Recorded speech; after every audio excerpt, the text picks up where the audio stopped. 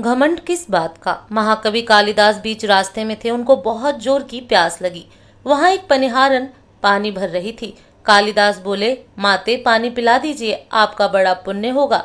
पनिहारन बोली, बेटा मैं तुम्हें जानती नहीं, अपना परिचय दो, मैं पानी पिला दूंगी। कालिदास ने कहा, मैं मेहमान हूँ, कृपया पानी पिला दीजिए।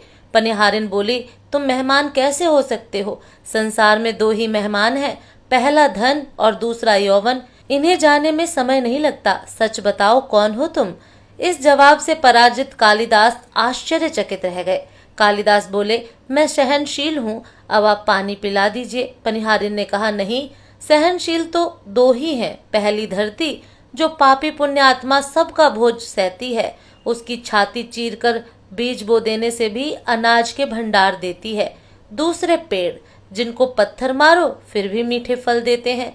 तुम सहनशील नहीं हो सकते। सच बताओ, कौन हो तुम? कालिदास मूर्छा की स्थिति में आ गए और तर्क वितर्क से झल्ला उठे। कालिदास बोले, मैं हठी हूँ। पनिहारन बोली, फिर से झूठ बोल रहे हो। हठी तो दो ही हैं, पहला नाखून और दूसरे केश, कितना भी काटो बार बार निकल आते हैं। सच कहो, कौन हो तुम? कालिदास अपने आप को अपमानित और पराजित हो चुके थे। कालिदास ने कहा, फिर तो मैं मूर्ख ही हूँ। पनिहारिन ने कहा, नहीं, तुम मूर्ख कैसे हो सकते हो?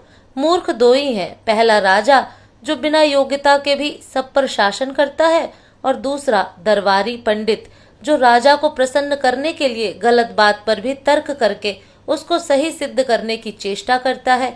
यह बात सुनने के बाद कालिदास कुछ बोल न सका और वह इस स्थिति में वृद्धा महिला पनिहारन के पैर पर गिर पड़े और पानी पीने की याचना में गिड़गिड़ाने लगे। वृद्ध महिला ने कहा, उठो वत्स। आवाज सुनकर कालिदास ने ऊपर देखा तो साक्षात माता सरस्वती वहां खड़ी थी। कालिदास पुनः नतमस्तक हो गए। माँ ने कहा, शिक्षा से ज्ञान आता है, ना कि अहंकार से। तूने शिक्षा के बल पर प्राप्त मान और प्रतिष्ठा को ही अपनी उपलब्धि मान लिया और अहंकार कर बैठे, इसलिए मुझे तुम्हारी आंखें खोलने के लिए ये सब स्वांग करना पड़ा। कालिदास को अपनी गलती समझ में आ गई और भरपेट पानी पीकर वे आगे चल पड़े। इसीलिए कहते हैं, विद्वता पर कभी घमंड ना करें। घमंड विद्वता को नष्ट कर देता है।